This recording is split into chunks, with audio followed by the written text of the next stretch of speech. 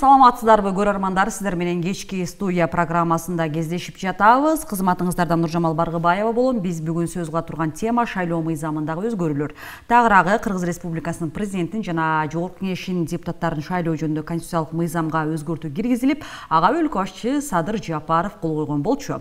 Борбордук шайлоо комиссиясынын мүчөлөрү учурда аймактарда шайлоочулар менен жергиликтүү тургундар менен жолугуп, алдыда боло турчу парламенттик шайлоодогу өзгөрүүлөр боюнча, жаңылануулар боюнча маалыматтык кампанияларды жүргүзүп жатышат. Негизи алдыдагы ошол шайлоолордо шайлоочулар, талапкерлер эмнелерди эске алышы керек, кандай өзгөрүүлөр кабыл алынды, биз бүгүнкү программанын жүрүшүндө сөз кылабыз. Студиянын коногу биздин суроолорго жооп берип, өзүнүн маалыматтары менен бөлүшкөнү келген коногубуз болсо, Абдыжапар Бегматов агайыбыз келген, Борбордук шайлоо комиссиясынын мүчөсү. Саламатсызбы? Кош келдиңиз. Саламатсызбы. Саламатсызбы? Азыр эми кыска сөз болсун, жанагы ошол эле мыйзамга кирген өзгөрүүнүн зарылчылыгы жана мааниси туурасында. Шайлоо мыйзамдары өз негизи бир тирүү организм сыяктуу эле. Заман өткөн сайын шайлоолорду улам өткөзүп атып, биздин кемчиликтерибиз көрүлөт. Бир санарип биз дооруна бараткан, ошол доордо жашап аткан мамлекеттик орган катары мыйзамчылардагы шайлоону мындан ары өркүндөтүү, шайлоо мыйзамдарына өзгөртүүлөрдү киргизүү менен шайлоону мындан ары өркүндөтүүнүн үстүндө иштеп, алдыңкы тажрыйбаларды, техникалык жабдыктарды колдонуу менен өткөрүүнү колго алып, ушундай мыйзамдарга өзгөртүү киргизилип турат. Ушул бир округда 3 депутат шайлана турган ушундай система түздүк, ушундай мыйзам кабыл алдык, конституциялык мыйзам. Ошол мыйзам негизинде шайланып келели деп демилгечи топтор түзүлүп, мына азыркы күндө Жогорку Кеңештин комитеттеринде каралып, азыр Жогорку Кеңештин жыйынына сунуш болуп атат. Эми эгерде ушундай Жогорку Кеңеш мөөнөтүнөн мурда тарап кете турган болсо, анда президент тараган күндө, чечим кабыл алынган күндөн баштап 5 күндүн ичинде Жогорку Кеңештин мөөнөтүнөн мурда депутаттарын шайлоо боюнча жарлык чыгыш керек дагы. Ал жарлыкка ылайык мурда 3 айдын ичинде өтө турган болсо, мөөнөтүнөн мурда болгон үчүн бул 3-төн 1-ге кыскарып 60 эле календарлык күн ичинде өткөрүлсө, биздин азыркы жаңы мыйзамда каралган.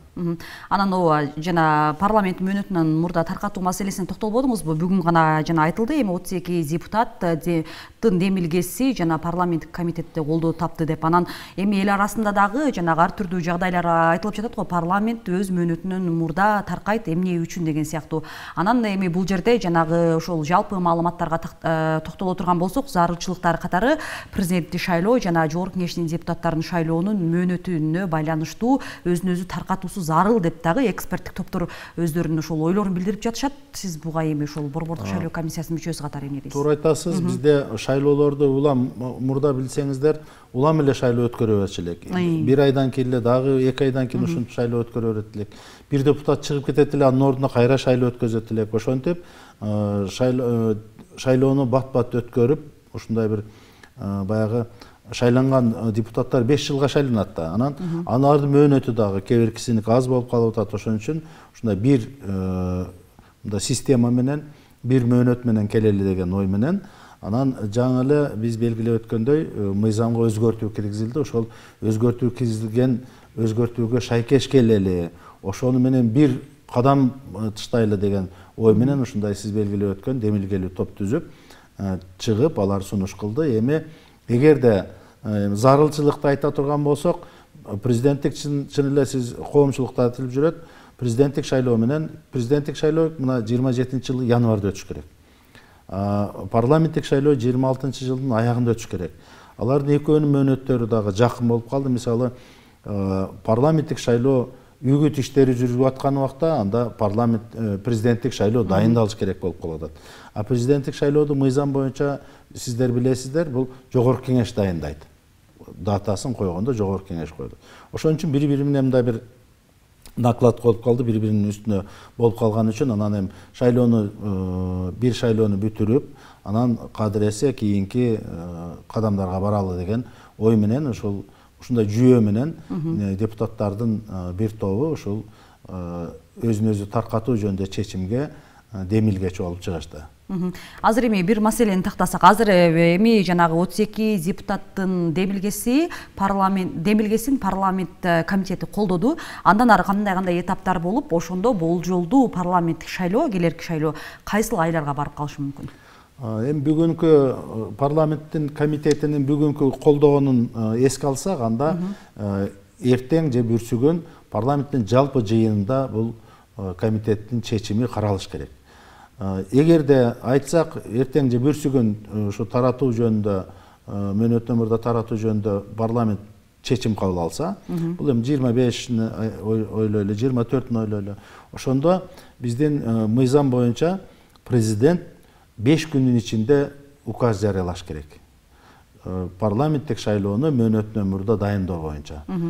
Бул эми мындай бир эми мен баланчанчы убакта деп айтпайын, 5 күндүк мөөнөттүн ичинде президент мөөнөт номерде шайлоону дайындаса, 2 айлык мөөнөттө болуш керек. Бул болжол менен сентябрдын аягында указ жарыяланса, 2 айлык мөөнөт бул октябрь, ноябрдын аягында парламенттик мөөнөт номерде шайлоо өтүп калыш керек.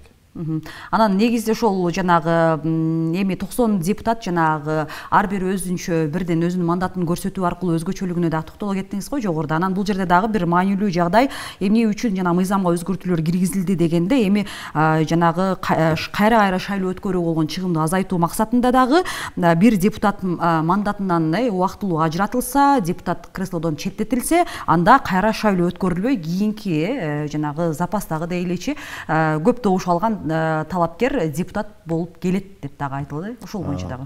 Туура айтасыз. Эгерде бул жана 3/1 демилгелеп, 32 депутат демилге көтөрдү дедик. Жалпы парламенттин жыйынында бул жалпы депутаттардын 3/2-синин колдоосу менен чечим кабыл алат. 3/2. Бул 90 депутат болсо, 60тан кем эмес депутаттар колдосо, ошондо гана чечим кабыл алды деп эсептелет.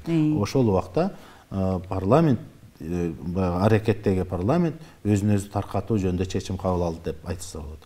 Анан сиз белгилеп өткөн мандаттарды бош калган мандаттарды ээлөөнүн тартиби дагы ошол көп чыгымдарды болбосун үчүн мына биз бир эле мисалы Борбор шаарыбызда 1-май жана Ленин шайлоо округдарында биз кайра шайлоо өткөздүк. 2 жолдан шайлоо өткөздүк. Шайлоо болбой калып, же чыгып кеткен депутаттын ордуна. Азыр бул жаңы система боюнча 30 Кыргыз Республикасынын аймагы 30 округка бөлүнөт дагы. Ал 30 округтан 3төн ар биринен 3төн депутат шайланып келет. 30 депутат 30 округ кандай болуп бөлүнөт? Мисалы жалпы республикада бүгүнкү күндө 4.200.000 тегерегинде шайлоочулар бар. Ал 4.200.000 30га бөлүнөт. Бир округда канча шайлоочу болуш керек? Бул болжол менен 140.000 тегерегинде шайлоочулар. 140.000 шайлоочуну камтыган бир округ түзүлөт. Ал жерден 3 депутат шайланат. 3 депутат дагы жөнөкөй эле көп добуш алгандар эмес. Бул жерде талапкерлердин ичинен мырза талапкерлери өзүнчө, айым талапкерлери өзүнчө добуштар эсептелинет дагы. 3 депутаттык мандаттын бирөөсү сөзсүз башка жыныстагы талапкерлерге берилиш керек. Мисалы, айталы мырзалар көп добуш алып, мисалы 15 талапкер чыкса, 5 бардыгынан көп добуш алып коюп турса дагы, ошону экөөсү эле депутат мандат алат дагы. Айымдардын өзүн дагы, мисалы алар бир 5.000ден алса деле, 4.000, 3.000 алса деле, ошол көбүрөөк добуш алган бир айымга мандат берилет. Ошондо баягы биз гендердик маселени чечкен болобуз. Бул дагы жөн жеринен ойлонуп эле ушу айымдар келип калсын, же болбосо башка бир жыныстагы адамдар келип калсын деген чыгарылган эмес. Эсиңиздерде болсо, мурда бир 3-чү чакырылыштагы депутаттарды жалаң эркектерден туруп калган парламент болгон. Өзү негизи жогорку кеңештин табияты бул өкүлчүлүктүү орган. Ооба. Представительный органда ар бир элдердин, коомдогу элдердин ар биринин өкүлчүлүгү болуш керек. Биз статистика боюнча биздин айымдарыбыз жарымынан көптү түзөт. Мисалы 52%, 51% деп жүрөбүз. Көпчүлүктүн өкүлдөрү парламентте болбой калып атат. Ошундай өкүлчүлүктү камсыз кылуу максатында ошол баягы бир жыныстагы адамдардын талапкерлер болуп калбасын үчүн ушундай 3/1 жок деген 3/1 болсун деген жобо, ошон үчүн норма ушул үчүн кирген. Экинчиси дагы бир өзгөчөлүк, бул округтарды түзүп ошол жактан шайлоону өткөргөн. Эсиңиздерде болсо, кээ бир райондордо мурдагы чакырылышта депутаттарды шайлоодо бир кичинекей райондон 12-13 депутат отурган болгон, баягы саясий партиялардын тизмесине кирип, а кээ бирки райондордон такыр депутат болбой калган. Ошол өкүлчүлүктүү орган болгондон кийин ар бир жердин дагы өкүлчүлүгүн камсыз кылуу максатында ар бир райондун, ар бир жергенин, ар бир региондун ушундай өкүлчүлүгүн камсыз кылуу максатында ушундай 30 округ түзүлөт. Округду түзүүнүн дагы бир негизги бир эки принциби бар. Бул шайлоочулардын санынын, жалпы санынын бирдейлүүлүгү. Азыр айттык го, 4.200.000 болсо 30га бөлсөк 140.000 деп. Ошо 140.000ден 20% өйд ылдый болгонго уруксат берилет. Мисалы 120.000ден 160.000 тегерегине чейин шайлоочулардан бир округ түзүлөт. Ал округдун дагы бир принциби түзүлгөн. Бул мындай бири-бирине бирикпеген аймактарда округ түзүлбөйт. Сөзсүз түрдө суу мененби, тоо мененби, жерлер менен, калктуу пункттар менен болсо дагы округ бүтүн болуш керек. Аралча болуп калбаш керек.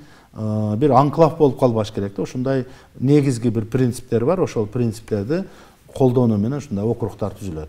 Округтар түзүлгөнү президент указ, шайлоону дайындоо жөнүндө указ чыгаргандан кийин 7 календарлык күнүн ичинде, азыр мөөнөтүнөн мурда өтүп аткан үчүн 5 календарлык күнүн ичинде Борбордук шайлоо комиссиясы ошол көп мандаттуу округтарды түзүп, алардын чек араларын жана схемасын чийип бекитишет.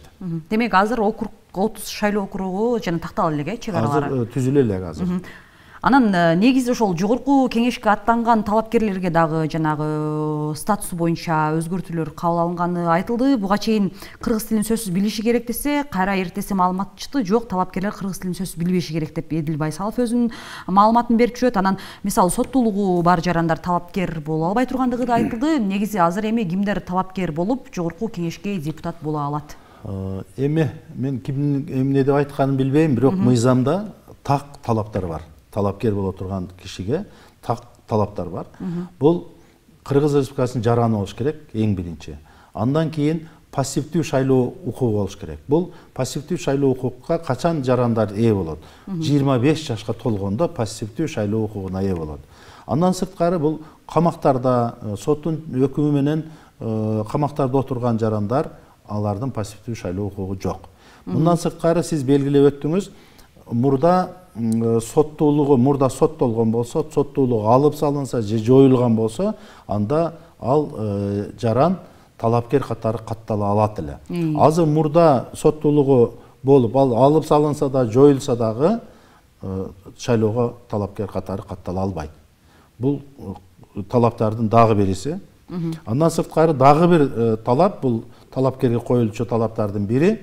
Билесиздер, баягы уюшкан кылмыштуу топтордун мүчөлөрү, алардын лидерлери, бир куралдуу топтордун мүчөлөрү, алардын лидерлери дегенде сот гана аныктайт эле.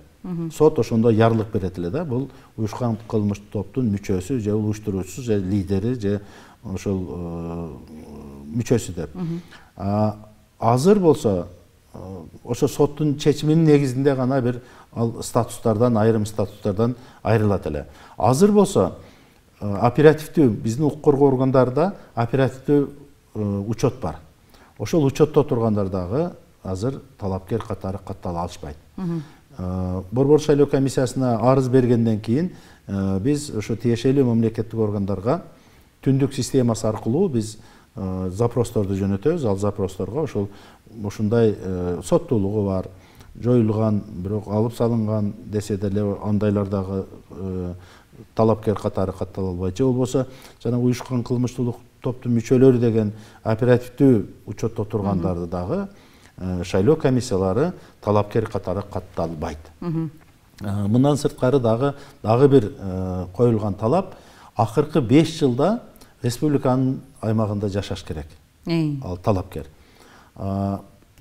bir жылда 6 айга чейин bir өндүрүштүк керектүүсүнө жараша же миграция, эмгек миграциясы, bir тажрыйба жүргүзгөнү, окуганы, тажрыйбалык дипломатиялык иштер боюнча bir жылда 6 айдан көп үзгүлтүк болбош керек. Акыркы 5 жылда. Ушундай талаптар азыркы жаңы мыйзамда ушундай талапкерлерге коюлган, ушундай өтө катуу талаптар коюлган. Анан талапкерлердин ичинен мисалы канча чакырылышта болбосун депутат болуп шайлана алат. Бизде чектөө жок, Чектөө жок. Мындан сырткары дагы бир кошумча талаптардын бири диний мекемелердин өкүлдөрү, диний мекеменин кызматкерлери, алардын жетекчилери, мисалы мечит медреселердин жетекчилери, алардын өкүлдөрү дагы депутатка талапкер боло албайт. Ал диний мекемеде ишин токтоткондон кийин 5 жылдан кийин гана талапкер катары бара алат. Анан буга чейинки ошол жанагы шайлоолордо саясий партиялардын даремети, алардын орду бир аябай чоң болгон да, негизинен ошол депутат буга чейинки ошол азыркы курамдагы чакырылыштагы депутаттар негизинен ошол эле жана саясий партиялардан шайланып баргандар. Эми бул жолку шайлоодо мисалы өзүн өзү көрсөтүү жолуна басым жасалып атат. Анан саясий партиялардын ролу бул жерде кандай болот? Аларга кандай эреже? Саясий партиядагы бул жерде талапкерлерди көрсөтүү этабында bir субъект катары катышат. Мисалы, ушул саясий партиялар, мына 2 субъект бар талапкерди көрсөткөндө.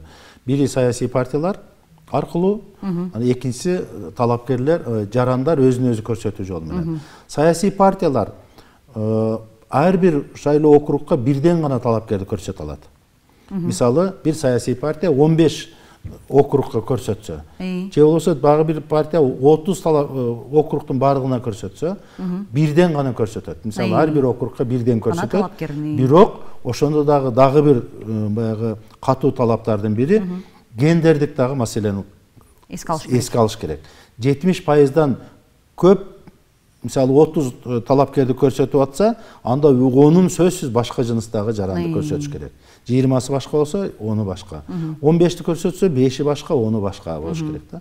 Ушундай талаптардыга саясий партияларга да ушундай талаптар коюлган.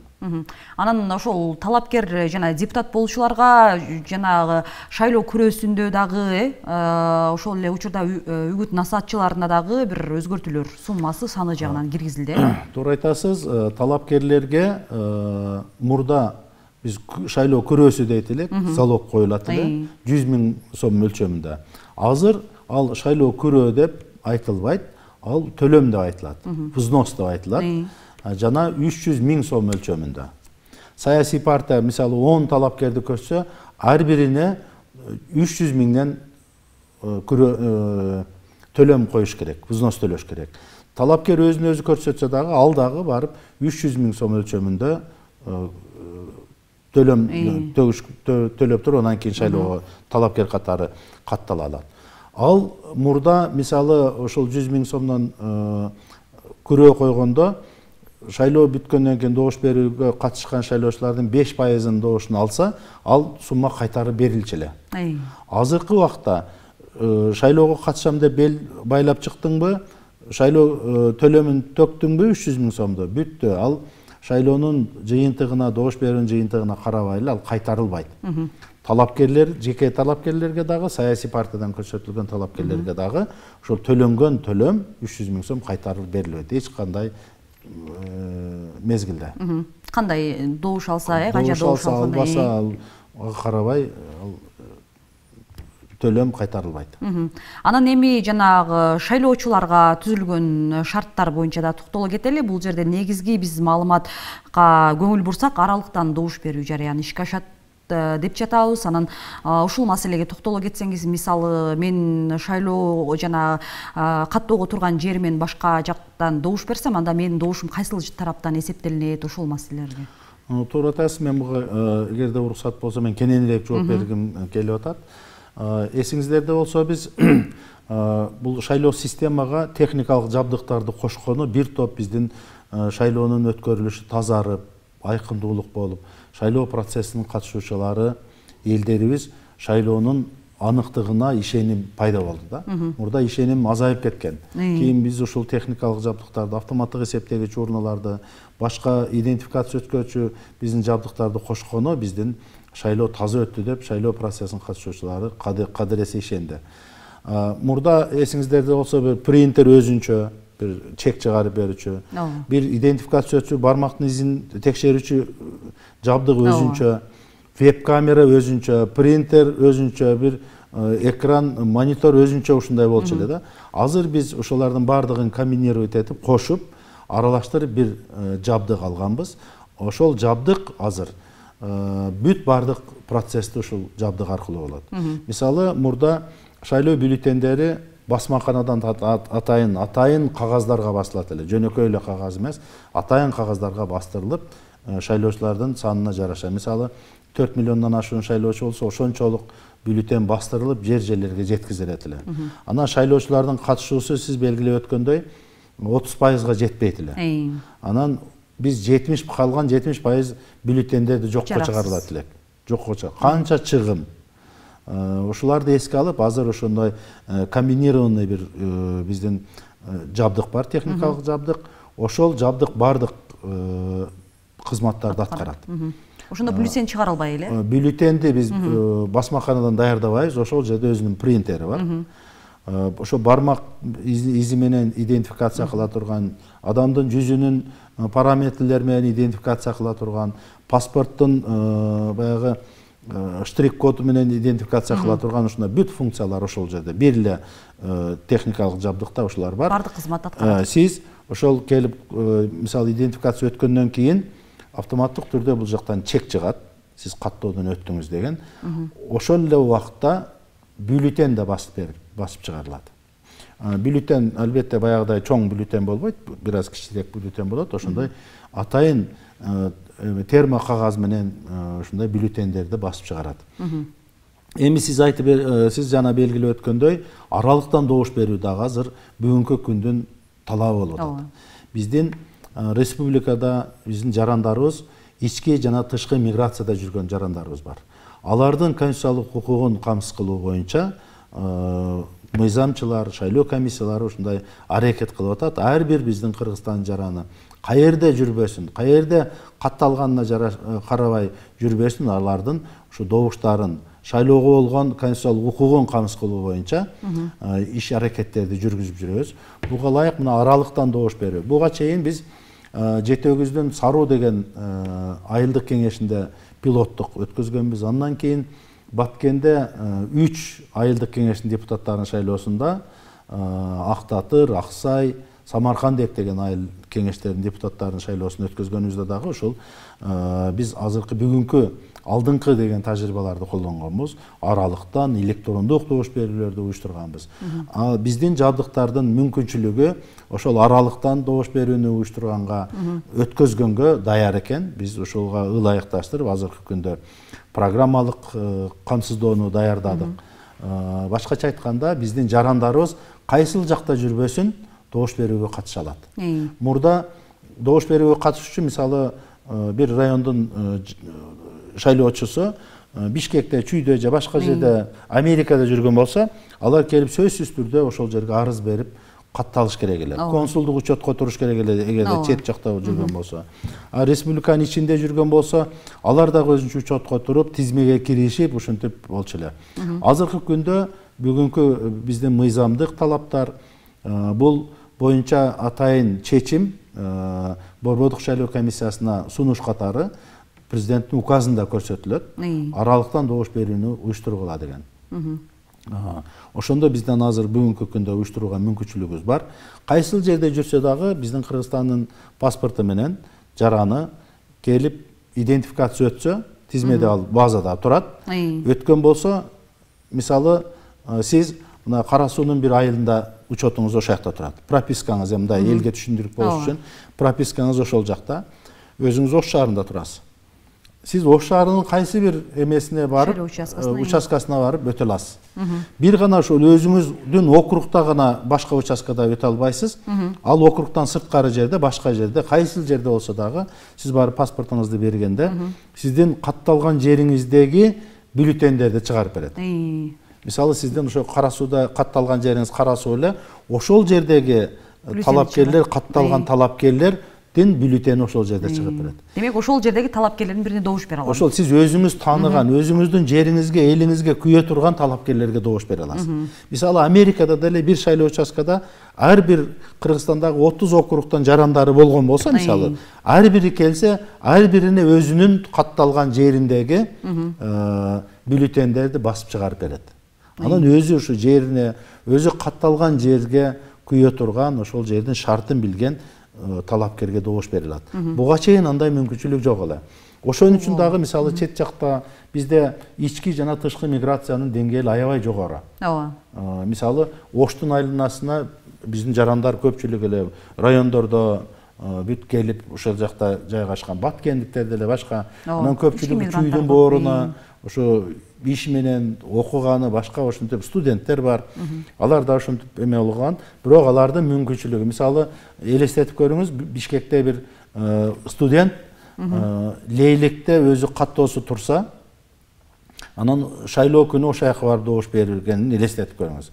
Ал тизмеси ошол жакта турат, а пропискасы биякта жок. Прописка коюн десе ким пропискага коюп берет?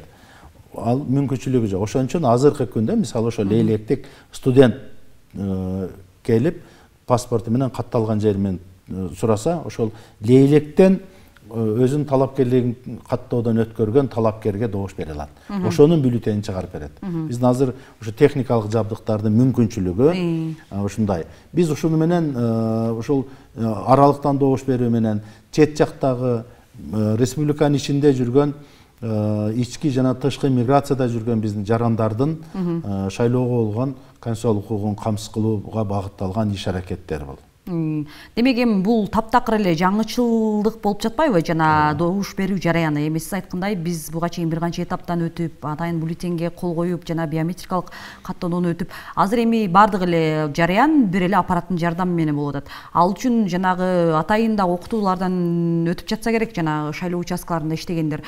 Себеби баягы жарандар бир жаңычылдыкты өздөштүрүү же туура эмес бир добуш берүүгө катышуу сыяктуу жараксыз учурлардын алдын алуу максатында. Туура, бул боюнча биз Борбордук шайлоо комиссиясы азыркы мына ушул эле 25-жылдын ушул башында участкалык шайлоо комиссиялардын мөөнөтү бүтүп, жаңылап шайлаганбыз. 5 жылга участкалык шайлоо комиссиясы, аймактык шайлоо комиссиялары 5 жылдык мөөнөт менен шайланат.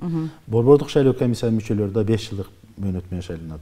Ушу жаздын алдында биз апрель-март айларында биз ушу участкалык шайлоо комиссияларды, аймактык шайлоо комиссиялардын мүчөлөрүн 5 жылга жаңыдан түзүп чыкканбыз. Аларды биз азыркы сиз айтып аткан ушул биздин жаңы техникалык жабдыктарды колдонуунун тартибин үйрөтүп, алар өзүнчө операторлор болот, операторлордун базасын түзүп, алардын техникалык колдоо группалары болот, алардын да базасын түзүп, биз жакынкы кезде биз аларды окутуунун үстүндө иштейбиз. Жана семинарларды өткөзөбүз, жерлерде ар бир шайлоо участкада иштеген шайлоо комиссиянын мүчөлөрүнө биз техникалык жабдыктар менен мамиле кылууну, аны иштетүүнү, аны башкаруунун бир жол жоболорун үйрөтөбүз. Албетте биз техникалык биздин азыр эми ал жөнөкөй эле техникалар. Мисалы азыр Кыргызстандын ар бир жаранында мисалы телефондор бар. Анын кандай функцияларын азыр биздин биздин аксакалдарыбыз, байбичелерибиз дагы аны үйрөнүп алган. Бул биздин шайлоо техникалык каражаттарыбызды дагы бат эле үйрөнгөнгө болот. Ал мындай бир анчалык көп кыйынчылык эмес. Жаратпайт, Анан негизги суроо, мисалы аралыктан добуш берүү системасы шайлоочулардын добуш берүүгө катышуу көрсөткүчүн канчалык деңгээлде жогорулата алат? Биздин оюбуз азыр бүгүнкү күндө мисалы бир 30%га жетпеген шайлоочулар катышып атат. Ооба. Активдүүлүк өтө төмөн. Биз ушул шайлоочулардын конституциялык укугун камсыз кылууга багытталган ушунча мамлекетти мисалы ар бир ушунун бардыгы программалык эменин камсыздоонун канча турарын билесиздер. Алардын бардыгын ушул биз мамлекет тарабынан түзүлгөн шарт деп ойлошубуз керек. Ар бир жаранга, ар бир шайлоочуга. Ошону колдонуп, убагында колдонуп кетүү биздин шайлоочулардын колунда, ал эркинде. Анан биздин ушул мамлекеттик органдардын, өз алдынча башкаруу органдардын, шайлоо комиссияларынын, мына сиздерге окшогон массалык маалымат каражаттарынын бул биздин конституциялык мыйзамдын 22 статьясында белгиленген милдет катары биз ошол шайлоонун жол жобосун кайсыл жерде кандай система менен, кандай жол жоболор менен өткөрүлөт, биз баардыгыбыз жеткиришибиз керек. Азыр бүгүн биз Борбор шайлоо комиссиянын мүчөлөрү жерлерде жүрүп окууларды өткөзүп атканы дагы ушул багытта. Биз ошол активге, элге ошол түшүндүрүү максатында келип отурабыз. Мындан ары дагы ошол массалык маалымат каражаттары аркылуу, биздин шайлоону уюштуруучулар аркылуу ушундай жеткизип мындай түшүндүрүү иштерин, маанисин, анан аралыктан добуш берүү мүмкүнчүлүгү бар экендигин ички жана тышкы миграцияда жүргөн биздин жарандарыбызга жеткирсек, канчалык жеткирсек, ошончолук активдүүлүк көтөрүлөт деп атабыз. Мен мындай жакшы ниет менен биз шайлоочулардын жарымына жакын биз мындай катышууну көтөрүшүбүз керек, жеткиришибиз керек. Убакыт кыска, бирок биз ошо кыска убакытта көп ишти аткарышыбыз керек. Элге түшүндүрүү иштерин кылышыбыз керек. Эсиңиздерде болсо, илгери мен барбасам деле бүтөт деген биздин жарандарыбыз бар эле. Жок, биз келечекте 5 жылда биздин мамлекеттин эң жогорку мыйзам чыгаруу органын түптөп атабыз деген маселени биздин элдерге жеткиришибиз керек. Ошондо гана менин добушум маанилүү экендигин, анан мен барбасам деле бүтөт деген ой дагы жүргөн. Азыр ар бир добуш эсепке алына тургандыгын биз элдерге жеткиришибиз керек.